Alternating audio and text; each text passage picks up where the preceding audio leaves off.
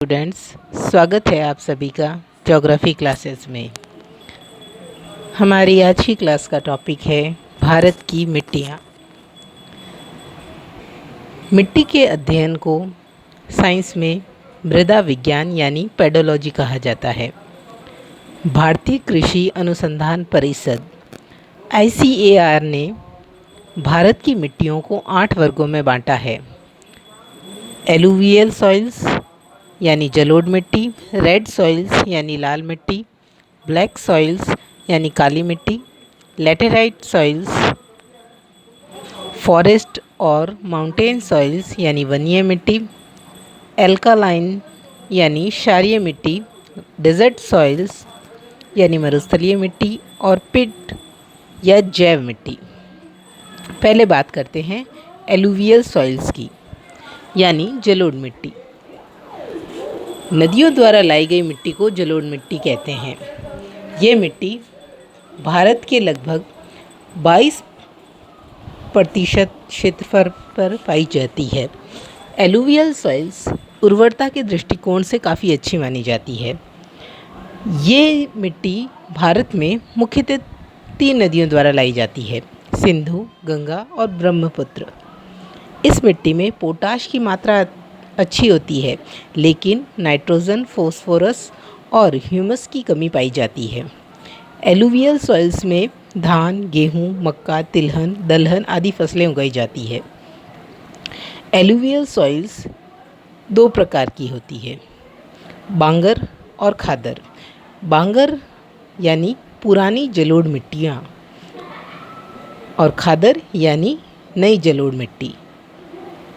खादर वे जलोढ़ मिट्टी है जो प्रतिवर्ष नई परत मिट्टी की बिछती है, और बांगर वे मिट्टी है जो पुरानी बाढ़ का पानी जाता है, जो 4 से 5 वर्षों में एक बार जाता है, जिसमें पुरानी मिट्टी पाई जाती है। रेड सॉइल्स लाल मिट्टी। लाल मिट्टी का निर्माण जलवायु परिवर्तन की वजह से चट्टानों के टूटने फूटने से होता है। इस मिट्टी में सिलिका और आयरन प्रचुर मात्रा में पाया जाता है। इसी आयरन ऑक्साइड के कारण इस मिट्टी का रंग लाल दिखता है। यह मिट्टी फर्टिलाइज्ड लेस यानी बंजर भूमि के रूप में पाई जाती है। यह एसिडिक नेचर की मिट्टी होती है। इसमें नाइट्रोजन, फॉस्फोरस और ह्यूमस की कमी होती है।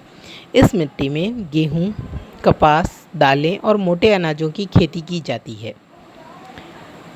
लाल मिट्टी भारत में आंध्र प्रदेश, मध्य प्रदेश के ईस्टर्न पार्ट, छोटा नागपुर के पठारी भाग, पश्चिमी बंगाल के उत्तरी पश्चिमी जिलों, मेघालय की गारो खासी जयंतिया पहाड़ियों के क्षेत्रों, नागालैंड, राजस्थान में अरावली के पूर्वी क्षेत्र, महाराष्ट्र, तमिलनाडु और कर्नाटक के कुछ भागों में पाई जाती है। ब्लैक सॉइल्स यानी काली मिट्टी। ब्लैक सॉइल्स बेसाल्ट चट्टानों के टूटने फूटने तथा ज्वालामुखी से निकलने वाले लावा से बनती है। इसमें आयरन, चूना, एल्यूमिनियम, ह्यूमस और मैग्नीशियम की अधिकता होती है। इस मिट्टी का रंग काला रंग टिटेनिफेरस मैग्नेटाइट और ह्यूमस की उपस्थिति के कारण होता है। काली मिट्टी कपास की खेती के लिए सबसे ज़्यादा उपयुक्त होती है, इसलिए इसे काली कपास मिट्टी, ब्लैक कॉटन सॉइल भी कहा जाता है। अन्य फसलों में गेहूं, ज्वार, बाजरा आदि भी इस मिट्टी में उगाए जाते हैं। ब्लैक सॉइल्स गुजरात, महाराष्ट्र, मध्य प्रदेश, आंध्र प्रदेश का पश्चिमी भाग और मैसूर का उत्तरी भाग में पाई जाती है। लेटेराइट मिट्टी। ये मिट्टी केमिकल रिएक्शन तथा चट्टानों के टूट फूट के द्वारा ड्राई सीजन में बनती है। इस मिट्टी में भी आयरन ऑक्साइड की अधिकता पाई जाती है। यह देखने में तो लाल रंग की मिट्टी की तरह ही दिखती है, किंतु उससे कम उपजाऊ होती है। चट्टानों की टूट फूट से बनने वाली इस मिट्टी को 3 भागों में बांट सकते हैं: गहरी लाल लेटेराइट, सफ़ेद लेटेराइट और भूमिगत जलवाई लेटेराइट। गहरी लाल लेटेराइट, इसमें आयरन ऑक्साइड और पोटाश की बहुलता होती है। इसकी उर्वरता कम होती है, लेकिन निचले भाग में कुछ खेती की जा सकती है। सफ़ेद लेटेराइट, इसकी उर्वरता सबसे कम होती है और केओलिन के कारण इसका रंग सफ़ेद होता है।